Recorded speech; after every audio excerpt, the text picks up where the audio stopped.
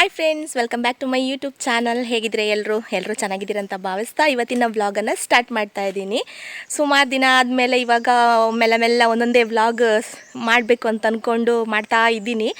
ಸ್ವಲ್ಪ ಅಂದರೆ ಇನ್ನೂ ಆರಾಮಾಗಿಲ್ಲ, ಆದರೂ ಕೂಡ ನನ್ನ ವಾಯ್ಸ್ ನನಗೆ ಇನ್ನೂ ಕ್ಲಿಯರ್ ಇಲ್ಲ. ಹಾಗಾಗಿ ನನಗೆ ವ್ಲಾಗ್ ಮಾಡಬೇಕಾ ಬೇಡವಾ ಅಂತಲೇ ಒಂದು ಕನ್ಫ್ಯೂಷನಲ್ಲಿ ಇದ್ದೆ ಇಷ್ಟು ದಿನ. ಹಾಗಾಗಿ ಸ್ವಲ್ಪ ವ್ಲಾಗ್ ಮಾಡೋದು ಬೇಡ ಅಂತ ಹೇಳ್ಬಿಟ್ಟು ಸ್ಟಾಪೇ ಮಾಡಿಬಿಟ್ಟಿದ್ದೆ. ಮತ್ತು ಮನೆ ಕೆಲಸ ತೋಟದ್ದು ಅದು ಇದು ಬೇರೆ ಎಲ್ಲ ಟೆನ್ಷನ್ ಇತ್ತು, ಮಕ್ಕಳಿಗೂ ಹುಷಾರಿರಲಿಲ್ಲ, ಹಾಗೆಲ್ಲ ಆಗಿತ್ತಲ್ಲ. ಹಾಗಾಗಿ ಸ್ವಲ್ಪ ನಾನು ಯೂಟ್ಯೂಬ್ ಕಡೆ ಗಮನನೇ ಕೊಡೋದು ನಿಲ್ಲಿಸ್ಬಿಟ್ಟಿದ್ದೆ. ಹಾಗೆ ನನಗೆ ಬೇರೆಯವರ ವೀಡಿಯೋ ಏನು ನೋಡೋದು ಅಥವಾ ನನ್ನ ವೀಡಿಯೋವನ್ನು ನಾನು ಒಂದು ಮೆಸೇಜ್ ನೋಡೋದಾಗಿರ್ಬೋದು, ಎಲ್ಲ ಕೆಲಸವನ್ನು ಕೂಡ ಸ್ಟಾಪ್ ಮಾಡಿಬಿಟ್ಟಿದ್ದೆ ಅಂತಲೇ ಹೇಳ್ಬೋದು. ಟೋಟಲಾಗಿ ನಾನು ಮೊಬೈಲಲ್ಲಿ ಮುಟ್ತಾ ಇರಲಿಲ್ಲ ಅಂತ ಹೇಳಿದ್ರೂ ತಪ್ಪಾಗಲ್ಲ, ಹಾಗಾಗಿಬಿಟ್ಟಿತ್ತು. ಸೊ ಮತ್ತೆ ವ್ಲಾಗನ್ನು ಇವಾಗ ಸ್ಟಾರ್ಟ್ ಮಾಡಿದ್ದೀನಿ. ಇವತ್ತು ಈಗ ಮಧ್ಯಾಹ್ನದಿಂದ ವ್ಲಾಗನ್ನು ಸ್ಟಾರ್ಟ್ ಮಾಡಿದ್ದೀನಿ. ಬೆಳಿಗ್ಗೆದೆಲ್ಲ ಕೆಲಸ ಆಯಿತು, ಬಟ್ಟೆ ವಾಶ್ ಮಾಡೋದಾಗಿರ್ಬೋದು, ಮಕ್ಕಳನ್ನು ಬಿಟ್ಟು ಬರೋದು, ಮತ್ತು ಇವಾಗ ಮಧ್ಯಾಹ್ನ ಊಟ ಮಾಡಿಕೊಂಡು ನಾನು ಮನೆಯಿಂದ ಹೊರಟಿದ್ದೀನಿ. ಟೈಮ್ ಬಂದು 12:45 ಚಿಂಟುಗೆ ಮಧ್ಯಾಹ್ನ 1 ಗಂಟೆಗೆ ಊಟ ಕೊಡ್ತಾರೆ. ಸೊ 1:15 ಅಷ್ಟೊತ್ತಿಗೆ ಬಂದು ಕರ್ಕೊಂಡು ಹೋಗಿ ಅಂತ ಹೇಳಿದರು. ಇವತ್ತು ಶನಿವಾರ ಅಲ್ಲ, ಹಾಗಾಗಿ ಅಂದರೆ ಮಕ್ಕಳಿಗೆ ಕೂದಲು ಕಟ್ಟಿಂಗ್ ಮಾಡಿಸೋದಿತ್ತು. ಹಾಗಾಗಿ ನಾನು ಇವಾಗ ಹೋಗಬೇಕು. ಫಸ್ಟು ಚಿಂಟುನ ಕರ್ಕೊಂಡು ಅವನಿಗೆ ಕೂದಲು ಕಟ್ಟಿಂಗ್ ಮಾಡಿಸ್ಬೇಕು. ಮತ್ತು ಅದಾದಮೇಲೆ ಸ್ವಲ್ಪ ಹೊತ್ತು ವೆಯ್ಟ್ ಮಾಡಿಬಿಟ್ಟು ನಮ್ಮದೇನಾದರೂ ಕೆಲಸ ಇದ್ರೆ ಅದೆಲ್ಲ ಮುಗಿಸ್ಕೊಂಡು ಮತ್ತೆ ಆಟಕ್ಕೆ ಬಿಟ್ಟ ಟೈಮಲ್ಲಿ ಚಿನ್ನೂನ ಕರ್ಕೊಂಡು ಹೋಗಿ ಅವನಿಗೂ ಕೂಡ ಕಟ್ಟಿಂಗ್ ಮಾಡಿಸ್ಬೇಕು, ತಲೆ ಕೂದಲು ಕಟ್ಟಿಂಗ್ಸ್. ಹಾಗಾಗಿ ಇವಾಗ ನಾನು ಮತ್ತು ನಮ್ಮ ಮನೆಯವರು ಇಬ್ಬರು ಹೊರಟಿದ್ದೀವಿ. ಅವರು ಮೇ ಬಿ ನಾಳೆ ಕ್ಯಾಲಿಕಟ್ಟು ಹೋಗ್ಬೋದು ವಾಪಸ್. ಹಾಗಾಗಿ ಇವತ್ತೆಲ್ಲ ಕೆಲಸ ಮುಗಿಸ್ಕೊಳ್ಬೇಕು.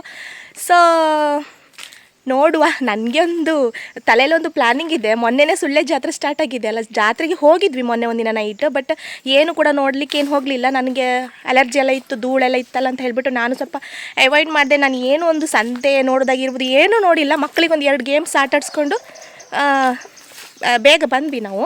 ಸೊ ನಮ್ಮ ಮನೆಯವ್ರ ಹತ್ರ ಸರಿಯಾಗಿ ಹೇಳಿಲ್ಲ. ಇವತ್ತು ಸುಳ್ಳೆಕ್ಕೆ ಕೂಡ ಹೋಗಬೇಕು ಅಂತ ಅನ್ನಿಸ್ತಾ ಇದೆ, ನೋಡು ಏನೆಲ್ಲ ಆಗುತ್ತೆ ಅಂತ ಹೇಳಿ. ಸೊ ವಿಡಿಯೋವನ್ನು ಇಲ್ಲಿಂದ ಸ್ಟಾರ್ಟ್ ಮಾಡ್ತಾ ಇದ್ದೀನಿ. ವಿಡಿಯೋ ಇಷ್ಟ ಆದರೆ ಪ್ಲೀಸ್ ಒಂದು ಲೈಕ್ ಮಾಡಿ, ಶೇರ್ ಮಾಡಿ, ಕಮೆಂಟ್ ಮಾಡಿ. ಹಾಗೆಯೇ ಸಬ್ಸ್ಕ್ರೈಬ್ ಮಾಡಿಲ್ಲ ಅಂದರೆ ಇವಾಗಲೇ ಸಬ್ಸ್ಕ್ರೈಬ್ ಮಾಡಿ, ಪಕ್ಕದಲ್ಲಿ ಬರುವಂಥ ಬೆಲ್ ಐಕಾನ್ ಒತ್ತಿ ಆಲ್ ಆಪ್ಷನ್ ಸೆಲೆಕ್ಟ್ ಮಾಡ್ಕೊಳ್ಳಿ ಅಂತ ಹೇಳ್ತಾ ವಿಡಿಯೋನ ಸ್ಟಾರ್ಟ್ ಮಾಡೋ ಬನ್ನಿ.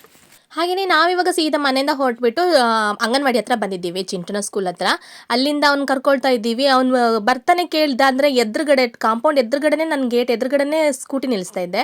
ಇವತ್ತು ಸ್ಕೂಟಿ ಕಾಣ್ತಾ ಇಲ್ವಲ್ಲ, ಅದಕ್ಕೆ ನೀನು ಸ್ಕೂಟಿಯಲ್ಲಿ ಅಂತ ಕೇಳ್ತಾ ಇದ್ದೆ. ಸ್ವಲ್ಪ ಹಿಂದ್ಗಡೆ ನೋಡಿದ ತಕ್ಷಣ ಪಪ್ಪನ ಕಾರ್ ಇತ್ತಲ್ಲ, ಸೊ ಹಾಗಾಗಿ ಅಲ್ಲಿಂದನೇ ಖುಷಿಯಿಂದನೇ ಬರ್ತಾ ಇದ್ದಾನೆ. ಇಲ್ಲಿ ಪಪ್ಪನ ನೋಡಿದ ತಕ್ಷಣ ಒಂದು ಸತಿ ಕಿರ್ಚ್ಬಿಟ್ಟ.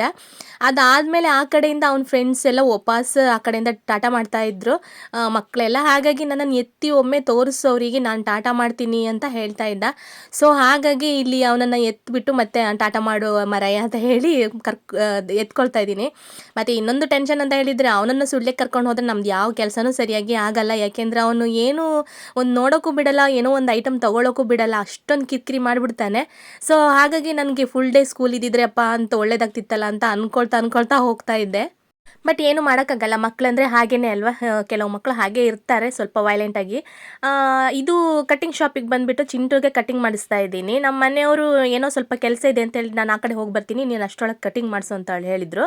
ಸೊ ಹಾಗಾಗಿ ಕಟ್ಟಿಂಗ್ ಕೂರಿಸಿದ್ದೀನಿ ಇವನನ್ನು. ನಾವು ನಾರ್ಮಲಾಗಿ ಸುಳ್ಳೆಗೆ ಬಂದರೆ ಇದೇ ಶಾಪಿಗೆ ಬರೋದು. ಬಟ್ ಈ ಅಣ್ಣನ ನಾನು ಇದು ಫಸ್ಟ್ ಟೈಮ್ ನೋಡ್ತಾ ಇರೋದು. ಅವನ ಹತ್ರ ಹಾಗೆ ಹೇಳಿದೆ ನಾನು.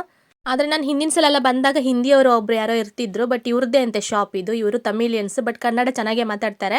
ಹಾಗೆ ಚಿಂಟುನ ಕಟಿಂಗ್ ಎಲ್ಲ ಆಗ್ತಾ ಬರುವಾಗ ನಮ್ಮ ಮನೆಯವ್ರು ಬಂದರು, ಅವರೇ ಪೇ ಮಾಡಿದರು. ಸೊ ಅಲ್ಲಿಂದ ಮತ್ತೆ ಹೊರಟ್ವಿ ನಾವು.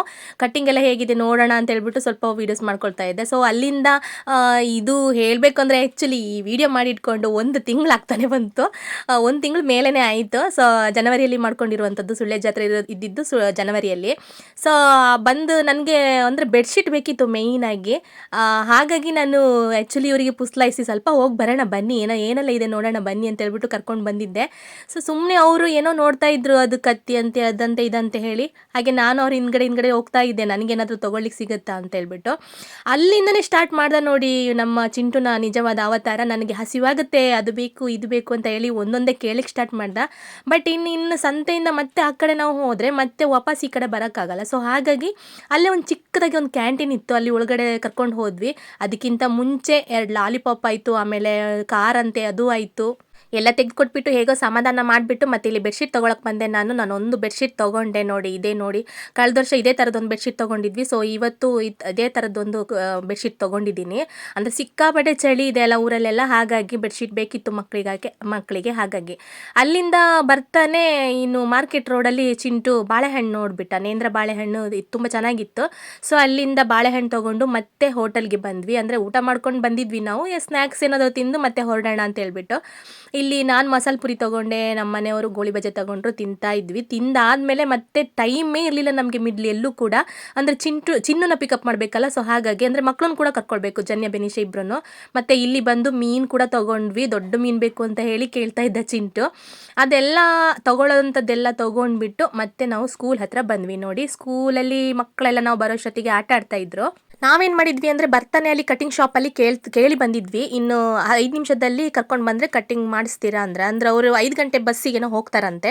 ಸೊ ಹಾಗಾಗಿ ಕೇಳ್ಕೊಂಡು ಬಂದಿದ್ವಿ. ಒಂದು 5-10 ನಿಮಿಷದಲ್ಲಿ ಕರ್ಕೊಂಡು ಬನ್ನಿ, ಕಟ್ಟಿಂಗ್ ಮಾಡಿಸೋಣ, ಮತ್ತು ಲೇಟ್ ಆದರೆ ಆಗಲ್ಲ ಅಂತ ಹೇಳಿದರು. ಸೊ ಹಾಗಾಗಿ ಚಿನ್ನು ಬೇರೆ ಹೊರಡ್ತಾನ ಆಟಕ್ಕೆ ಬಿಟ್ಟಾಗ, ಅವ್ನು ಹೊರಡೋದೇ ಇಲ್ಲ. ಅಲ್ಲಿಂದ ಹೇಗೋ ಪುಸ್ಲೈಸಿ ಅಂತೂ 5 ನಿಮಿಷಕ್ಕಿಂತ ಮುಂಚೆ ಮತ್ತೆ ಕರ್ಕೊಂಡು ಹೊರಟ್ವಿ 3 ಜನರನ್ನು. ಮತ್ತೆ ಕರ್ಕೊಂಡು ಹೋಗಿ ಕಟ್ಟಿಂಗ್ ಎಲ್ಲ ಮಾಡಿಸಿ ಆದಮೇಲೆ ನೋಡಿ ನಮ್ಮ ಚಿನ್ನು ಈ ಥರ ಲುಕ್ ಬಂದಿದ್ದಾನೆ. ಅದಾದಮೇಲೆ ಬೆನಿಷಾ ಜನ್ಯ ಅವ್ರದ್ದು ಏನೋ ಪ್ರಪಂಚ. ಬರ್ತಾನೆ ದಾರಿಲಿ ಮತ್ತೆ ಪೂರ್ವಿಕಾ ಮತ್ತು ವಿಸ್ಮಿತಾ ಎಲ್ಲ ಸಿಕ್ಕಿದ್ರು. ಅವರು ರೋಡಲ್ಲಿ ನಡ್ಕೊಂಡು ಬರ್ತಾಯಿದ್ರು. ಸೊ ಹೇಗೋ ಅಡ್ಜಸ್ಟ್ ಮಾಡಿಕೊಂಡು ಮೇಲ್ಮೇಲೆ ಕೂತ್ಕೊಂಡಂತೂ ಎಲ್ಲರೂ ಬಂದ್ವಿ. ಇವರೆಲ್ಲ ನಮ್ಮ ಮನೆಯ ಮಕ್ಕಳು, ಅಂದರೆ ನಮ್ಮ ಮನೆಯವರ ದೊಡ್ಡಪ್ಪನ ಮಕ್ಕಳು. ಎಲ್ಲರೂ ಇವರೆಲ್ಲ ನೋಡಿ ಅಕ್ಕ ತಂಗಿರು, ಅಣ್ಣ ತಮ್ಮಂದರು. ಹಾಗೆ ಎಷ್ಟು ಚೆನ್ನಾಗಿರುತ್ತಲ್ಲ, ಇಷ್ಟೇ ಜನ ಅಲ್ಲ ಇನ್ನೂ ಇದ್ದಾರೆ ಬಾಕಿ. ಇವರಿಬ್ಬರು ಸಿಕ್ಕಿದ್ರು ನಮಗೆ. ಹಾಗೆ ಅವ್ರ ಅಣ್ಣಂದ್ರೆಲ್ಲ ನಡ್ಕೊಂಡು ಹೋದ್ರಂತೆ. ಅಂದರೆ ಮಿಡ್ಲಲ್ಲಿ ಸಿಕ್ಕಿದ್ರು, ಬಟ್ ಅವರು ಕೂರಿಸ್ಕೊಳ್ಳೋಕ್ಕೆ ಜಾಗ ಇರಲಿಲ್ಲ. ಸೊ ಹಾಗಾಗಿ ನಾವು ಇವರಿಬ್ಬರನ್ನ ಮಾತ್ರ ಕರ್ಕೊಂಡು ಬಂದ್ವಿ. ಮತ್ತು ಲೋಡು ಕೂಡ ಇತ್ತು, ಏನೆಲ್ಲ ಐಟಮ್ಸ್ ಎಲ್ಲ ಇತ್ತಲ್ಲ, ಹಾಗಾಗಿ ನಾವು ಮತ್ತೆ ಜಾಸ್ತಿ ಫೋರ್ಸ್ ಮಾಡೋಕ್ಕೆ ಹೋಗಲಿಲ್ಲ. ಅವ್ರು ಗಂಡು ಮಕ್ಕಳು ನಡ್ಕೊಂಡು ಬರ್ತಾರೆ ಅಂತ ಹೇಳ್ಬಿಟ್ಟು ಸೀದಾ ಬಂದ್ವಿ. ಹಾಗೆಯೇ ಇಲ್ಲಿಂದ ಕಾರ್ ನಮ್ಮ ಜಾಗದಲ್ಲಿ ಇಟ್ಬಿಟ್ಟು ಮತ್ತೆ ಈ ಕಡೆಯಿಂದ ಆ ಕಡೆಗೆ ನಡ್ಕೊಂಡು ಹೋಗ್ಬೇಕಲ್ವ. ಸೊ ಹಾಗಾಗಿ ಈಗ ಎಲ್ಲ ಹೋಗ್ತಾ ಇದ್ದಾರೆ. ಅಂದರೆ ಒಬ್ಬೊಬ್ಬರು ಒಂದೊಂದು ಐಟಮ್ ಹಿಡ್ಕೊಂಡು ಎಲ್ಲ ಹೋಗ್ತಾ ಇದ್ದೀವಿ. ಚಿಂಟು ಬೇಗ ಹೋಗ್ಬಿಟ್ಟಿದ್ದಾನೆ ಇವತ್ತು. ಬೇಗ ಅಕ್ಕನವರೊಟ್ಟಿಗೆ ನಾನು ನಡ್ಕೊಂಡು ಹೋಗ್ತೀನಿ ಅಂತ ಹೇಳ್ಬಿಟ್ಟು ಅವ್ನು ಹೋಗ್ಬಿಟ್ಟ. ಇಲ್ಲಾಂದರೆ ಏನಾದರೂ ಒಂದು ಕಿರಿಕಿರಿ ತೆಗೆದುಬಿಟ್ಟು ಅವ್ನು ನನ್ನ ಹತ್ರನೇ ಇರ್ತಾನೆ ಯಾವಾಗಲೂ. ಮುಂದೆ ಹೋಗೋದೇ ಇಲ್ಲ. ಮಧ್ಯ ತೋಟಕ್ಕೆ ತಲುಪಬೇಕಾದ್ರೆ ನನಗೆ ಅದು ಹಂಗಾಯಿತು ಹಿಂಗಾಯ್ತು ಅಂದ್ಕೊಂಡು ಅಲ್ಲೇ ಬಿದ್ದು ಅಳೋದು, ಈ ಥರ ಎಲ್ಲ ಮಾಡ್ತಾ ಇರ್ತಾನೆ ಯಾವಾಗಲೂ. ಬಟ್ ಇವತ್ತು ಅಂದರೆ ಅಪ್ಪ ಇದ್ದಾರೆ, ಅಕ್ಕಂದರು, ಅಣ್ಣ ಎಲ್ಲ ಇದ್ದಾರಲ್ಲ. ಸೊ ಹಾಗಾಗಿ ಏನೋ ಒಂದು ಜೋಶಿಂದ ಹೋಗ್ತಾ ಇದ್ದಾನೆ. ಮತ್ತು ಪೂರ್ವಿಕಾ ಮತ್ತು ವಿಸ್ಮಿತಾ ಜನ್ಯಂಗೆಲ್ಲ ಏನೋ ಮಾತಾಡ್ಲಿಕ್ಕಿಂತಂತೆ. ಹಾಗಾಗಿ ಅವರು ಏನೋ ಮಾತಾಡ್ಕೊಂಡು ಬರ್ತಾಯಿದ್ರು. ನಮ್ಮ ಮನೆಯವ್ರು ಕೇಳ್ತಿದ್ರು, ಎಂಥ ಮಕ್ಕಳೇ ನಿಮ್ಮದು ಅಂತ, ದಾರಿ ಬಿಡಿ ಅಂತ ಹೇಳ್ತಿದ್ರು. ಸೊ ನಾ ಹೇಳಿದೆ, ಹೆಣ್ಮಕ್ಳದ್ದು ಏನೋ ಇರುತ್ತೆ ಮಾತಾಡೋಕ್ಕೆ, ಅವ್ರು ಮಾತಾಡ್ಕೊಂಡು ಬರಲಿ ಬಿಡಿ ಅಂತ ಹೇಳ್ಬಿಟ್ಟು ನಾವು ಮುಂದೆ ಹೋದ್ವಿ. ಮತ್ತು ಇಲ್ಲಿ ನಮ್ಮ ಮನೆಯವರು ಸ್ಟೆಪ್ಸ್ ಮಾಡಿಟ್ಟಿದ್ರು ಹೋಗ್ಲಿಕ್ಕೆ. ಇಲ್ಲಿ ಮಕ್ಕಳಿಗೆ ತುಂಬ ಕಷ್ಟ ಆಗುತ್ತೆ ಅಂತ ಹೇಳ್ಬಿಟ್ಟು ಅದು ಇವತ್ತೇ ಮಾಡಿದ್ದಿದ್ದು. ಹಾಗಾಗಿ ಚಿಂಟುಗೆ ವಾಪಸ್ ಬರ್ತಾ ಅದನ್ನು ನೋಡಬೇಕಾದ್ರೆ ತುಂಬ ಖುಷಿ ಆಯಿತು. ನನ್ನ ಪಪ್ಪಂಗೆ ಹೇಳಿದ್ದೆ, ಪಪ್ಪ ಮಾಡಿಟ್ಟಿದ್ದಾರಾ ಅಂತ ಹೇಳ್ಬಿಟ್ಟು ತುಂಬ ಖುಷಿ ಆಯಿತು. ಆಮೇಲೆ ನಾವು ಮೀನು ನೋಡಿ ಇದೇ ಮೀನು ತೊಗೊಂಡಿದ್ದು. ಬಟ್ ನನ್ನ ಕೈಲಿ ಜಾಸ್ತಿ ವೀಡಿಯೋಸ್ ಏನೂ ಮಾಡ್ಕೊಳಕ್ಕಾಗಲಿಲ್ಲ, ಯಾಕೆಂದರೆ ಟೈಮ್ ಒಂದು ಸ್ವಲ್ಪನೂ ಇರಲಿಲ್ಲ. ಹಾಗಾಗಿ ಜನ್ಯ ಇಲ್ಲಿ ಬಂದು ನೋಡ್ತಾ ಇದ್ದಾಳೆ ಎಷ್ಟು ದೊಡ್ಡ ಮೀನೆಲ್ಲ ಚಿಕ್ಕಿ ಅಂತ. ಚಿಂಟುಗೆ ಅದೇ ಮೀನು ಬೇಕು ಅಂತ ಹೇಳಿಬಿಟ್ಟು ಅವನು ನನಗೆ ಇದೇ ಮೀನು ಬೇಕು, ಅದನ್ನೇ ತೊಗೊಳ್ಬೇಕು ನೀನು ಅಂತ ಹೇಳ್ತಿದ್ದ. ಸೊ ಹಾಗಾಗಿ ಅವ್ನು ಹೇಳಿದ್ದಾನೆ ತೊಗೊಂಡು ಬಂದಿದ್ವಿ. ಬಟ್ ಆವತ್ತು ಏನಾಯಿತು ಅಂದರೆ, ಬಟ್ ಅವನು ಒಂದು ಚೂರು ಕೂಡ ಆ ಮೀನು ತಿಂದೇ ಇರಲಿಲ್ಲ. ಅವನು ಸಾರು ಮಾಡಿ ಆದಮೇಲೆ ನನಗದೇ ಬೇಜಾರಾಗಿದ್ದು, ನೀನು ಹೇಳಿದ್ದಕ್ಕೆ ಈ ಮೀನು ತಂದಿದ್ದಿಲ್ಲ, ಅಂದರೆ ಈ ಮೀನು ತರ್ತಾನೆ ಇರಲಿಲ್ಲ. ನಾವು ಯಾರೂ ತಿನ್ನಲ್ಲ ಆ ಮೀನು. ಸೊ ಹಾಗಾಗಿ ತರ್ತಾನೆ ಇರಲಿಲ್ಲ ಮಾರಾಯ, ನೀನಿಗೋಸ್ಕರ ತಂದಿದ್ದು, ನೀನು ಚೂರು ತಿಂದಿಲ್ವಲ್ಲ ಅಂತ ನನಗೆ ಬೇಜಾರಾಯಿತು. ಅದಾದಮೇಲೆ ನಾನು ಬೆನಿಷಂಗೆ ಜನ್ಯನ ಜೊತೆ ಏನೋ ಒಂದು ಡೀಲ್ ಮಾಡ್ಕೊಂಡಿದ್ದೆ. ನನಗೆ ಏನೋ ಒಂದು ಹೆಲ್ಪ್ ಮಾಡಿದ್ರು ಅವರು ಕೆಲಸದಲ್ಲಿ. ಸೊ ಹಾಗಾಗಿ ನಿಮ್ಗೇನಾದರೂ ನನ್ನ ಸಂತೆಯಿಂದ ಏನಾದರೂ ಜಾತ್ರೆಯಿಂದ ಏನಾದರೂ ತಂದು ಕೊಡ್ತೀನಿ ಅಂತ ಹೇಳ್ಬಿಟ್ಟು. ಸೊ ಹಾಗಾಗಿ ಈಗ ಇಲ್ಲಿ ಎಲ್ರಿಗೂ ಒಂದೊಂದು ಚಿಕ್ಕ ಐಟಮ್ ಏನೋ ತಂದಿದ್ದೆ ನಾನು. ಸೊ ಹಾಗಾಗಿ ಅದನ್ನು ಎಲ್ರಿಗೂ ಕೊಡ್ತಾ ಇದ್ದೀನಿ. ಮಕ್ಕಳಂದ್ರೆ ಹಾಗೇ ಅಲ್ವಾ, ನಾವು ಏನಾದರೂ ಒಂದು ಚಿಕ್ಕ ಐಟಮ್ ತಂದು ಕೊಟ್ಟರು ಸಾಕು, ಅದನ್ನು ತುಂಬ ಎಂಜಾಯಿಂದ ಸ್ವೀಕರಿಸ್ತಾರೆ. ಇಲ್ಲಿ ಎಲ್ರಿಗೂ ತಂದುಕೊಟ್ಟಿದ್ದೆ. ಹೆಣ್ಮಕ್ಳಿಗೆಲ್ಲ ಕ್ಲಿಪ್ಸ್ ಅಂತೆ, ಮತ್ತು ಚಿಕ್ಕ ಕ್ಲಿಪ್ಸ್ ಎಲ್ಲ ಬರುತ್ತಲ್ಲ, ಆ ಥರದ್ದೇನೋ ತಂದುಕೊಟ್ಟಿದ್ದೆ. ಮತ್ತು ಇಲ್ಲಿ ಗಂಡು ಮಕ್ಕಳಿಗೆಲ್ಲ ಕೀ ಬಂಚ್ ತಂದುಕೊಟ್ಟಿದ್ದೆ. ಸೊ ಹಾಗಾಗಿ ತುಂಬ ಖುಷಿ ಆಯಿತು ಅವರೆಲ್ರಿಗೂ. ಕೆಲವರಿಗೆ ಇಷ್ಟೇ ನಾ ಅಂತ ಅನಿಸಿರ್ಬೋದು, ಅಂದರೆ ನನ್ನ ಚಿನ್ನುನಂತವರಿಗೆ ಇಷ್ಟೇ ನಮ್ಮ ಅಂತ ಕೇಳ್ತಾ ಇದ್ದ, ಇನ್ನೇನಿಲ್ವಾ ಅಂತ ಹೇಳ್ಬಿಟ್ಟು. ಬಟ್ ಅವ್ನು ಚಿನ್ನುನ ಸುಳ್ಳೆ ಕರ್ಕೊಂಡು ಹೋಗಿರ್ಲಿಲ್ಲಲ್ವ ಅವನಿಗೆ, ಹಾಗಾಗಿ ಸ್ವಲ್ಪ ಡಿಸಪಾಯಿಂಟ್ ಆಗಿದ್ದಾನೆ. ಮತ್ತು ಜತ್ತುನ ಅವನೊಬ್ಬನು ಬಾಕಿ ಆಗ್ತಾನಲ್ಲ, ಅವನಿಗೂ ಕೂಡ ತಂದಿದ್ದೆ. 3 ಜನರಿಗೂ ಗಂಡು ಮಕ್ಕಳಿಗೆ ಅದನ್ನೇ ತಂದಿದ್ದು ನಾನು ಕೀ ಬಂಚ್. ಹೆಣ್ಮಕ್ಳಿಗೆ ಕ್ಲಿಪ್ಸ್ ಆ ಥರದ್ದು ತಂದಿದ್ದೆ. ಮತ್ತು ಇನ್ನೊಂದು ಏನೋ ತಂದಿದ್ದೀನಿ, ಬಟ್ ನನಗೆ ಇವಾಗ ಮರ್ತೋಗ್ತಾ ಇದೆ. ಯಾಕೆಂದರೆ ವಿಡಿಯೋ ಮಾಡ್ಕೊಂಡೆ 1 ತಿಂಗಳ ಮೇಲಾಯ್ತಲ್ವ, ಹಾಗಾಗಿ ಇವಾಗ ಏನು ನೆನಪಿಗೆ ಬರ್ತಾಯಿಲ್ಲ ನನಗೆ. ತಂದಿದ್ದ ಐಟಮ್ಸ್ ಎಲ್ಲ ಅವರಿಗೆಲ್ಲ ಡಿವೈಡಾಗಿ ಕೊಟ್ಟು ಏನೋ ಹಾಗೆ ಹೀಗೆ ಅವ್ರಿಗೆ ಖುಷಿ ಪಡಿಸಿದೆ ಅಲ್ಲಿಂದ. ಮತ್ತು ಇಲ್ಲಿ ಅಕ್ಕ ಮತ್ತು ಜನ್ಯ ಅಡಿಕೆ ಸುಲಿತಾ ಇದ್ರು. ಸೊ ಹಾಗಾಗಿ ಅಮ್ಮನ ಜೊತೆ ಅವಳು ಹೋಗಿ ಕೂತ್ಕೊಂಡು ಅಡಿಕೆ ಸುಲಿತಿದ್ಲು. ಅಮ್ಮನಿಗಿಂತ ನಾನು ಜಾಸ್ತಿ ಸುಲಿತಿದ್ದೀನಿ ನೋಡಿ ಚಿಕ್ಕ ಅಂತ ಹೇಳ್ಬಿಟ್ಟು ಚಿಕ್ಕಂಗೆ ತಂದು ತೋರಿಸ್ತಾ ಇದ್ದಾಳೆ. ಅದಾದಮೇಲೆ ನೋಡಿ ನಮ್ಮ ಮನೇಲಿ ಇಲ್ಲಿ ಅಡಿಕೆ ಎಲ್ಲ ಹಾಕಿದ್ದೀವಲ್ಲ, ನಮ್ಮ ರಾಜು ಮತ್ತು ಒಂದು ಹುಂಜ ಕೋಳಿ ಅವರಿಬ್ರದ್ದು ಫೈಟ್. ಆ ಕಡೆ ಈ ಕಡೆ ಓಡಿಸೋದು. ಅಂದರೆ ರಾಜುಗೆ ಆಟ ಆಡಲಿಕ್ಕೆ ಯಾರು ಜನ ಇಲ್ಲ ಅಲ್ವಾ, ಹಾಗಾಗಿ ಕೋಳಿ ಜೊತೆ ಆಟ ಆಡ್ತಾ ಇದ್ದಾನೆ. ಅದನ್ನು ಸ್ವಲ್ಪ ವೀಡಿಯೋಸ್ ಮಾಡ್ಕೊಳ್ತಾ ಇದ್ದೆ. ನಮ್ಮ ಮನೆಯವ್ರು ಬೈತಾ ಇದ್ರು, ಅಡಿಕೆನೆಲ್ಲ ಆ ಕಡೆ ಈ ಕಡೆ ಮಾಡ್ತಾನೆ ಇವನು, ಎಲ್ಲ ತೋಟಕ್ಕೆ ಹೋಗುತ್ತೆ, ತೊಗೊಂಡು ಬಂದು ಇಲ್ಲಿ ವಾಪಸ್ ಹಾಕೋದೇ ನಮ್ಮ ಕೆಲಸ ಅಂತ ಹೇಳ್ಕೊಂಡು ಬೈತಾ ಇದ್ರು. ಸೊ ಹಾಗಾಗಿ ಸುಮ್ಮನೆ ಹಿಂಗೆ ವೀಡಿಯೋ ಮಾಡ್ಕೊಳ್ತಾ ನಿಂತ್ಕೊಂಡ್ಬಿಟ್ಟಿದ್ದೆ.